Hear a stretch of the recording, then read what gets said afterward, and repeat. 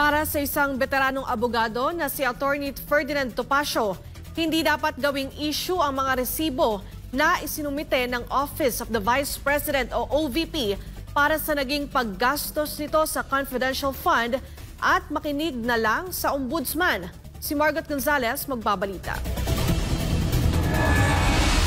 Sinapalpal ng veteranong abogado na si Attorney Ferdinand Topacio ang mga kongresista na ginagawang malaking issue ang mga natanggap na resibo mula sa Office of the Vice President o OVP para sa nagastos nito sa confidential fund. Ilan kasi sa malaking issue sa Kamara ay ang mga pangalang nakalagay sa resibo tulad ng Mary Grace Piatos na ayon sa Philippine Statistics Authority ay wala itong record ng kapanganakan. Ayon kay Topacio, bakit daw ginagawang issue ngayon ng confidential funds gayong matagal nang may ganitong uri ng alokasyon sa pondo ng gobyerno? Banat pa nito, natural lamang na hindi mo ibibigay ang mga tunay na pangalan ng iyong impormante sa mga resibo dahil ito nga ay confidential o hindi dapat ipaalam sa publiko. Those could be aliases. Galing po ako sa gobyerno. Ang mayor po, I spent 6 years in the office of the mayor of Manila. May confidential funds yan. Alias yan eh. Galing ako sa DILG, definitely may confidential funds yan. Ibibigay mo ba yung pangalan ng informante mo, yung tunay na informant? Alam niyo, yung tradition ng confidential funds, hindi lang po yan ngayon, ang tagal na yan, panahon pa ni magsaysay. Meron na yung confidential funds.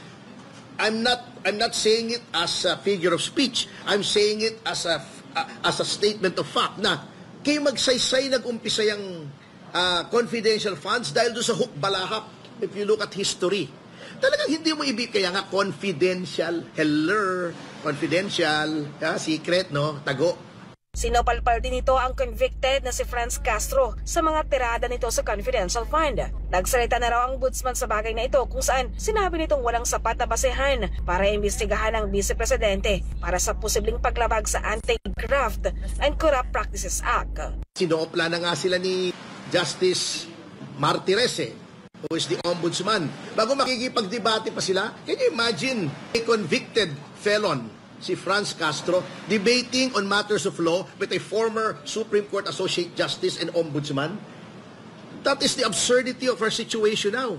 Namamayagpag itong mga communist front organizations. Dagdag pa na Attorney Topacio. Do you know that after Chairman Cardemo was removed from the National Youth Commission, the Kabataan Party List entered into a MOA with the National Youth Commission. Nakapasok na naman yung mga dubious organizations linked to the communist insurgency. Kaya hindi ko maintindihan itong gobyernong ito eh. Just so they can have a broad alliance against the Dutertes, they are willing to ride the dragon's tail and ally themselves with these dangerous institutions and organizations. Para sa Diyos at Pilipinas, kumahal, Mark Gonzalez.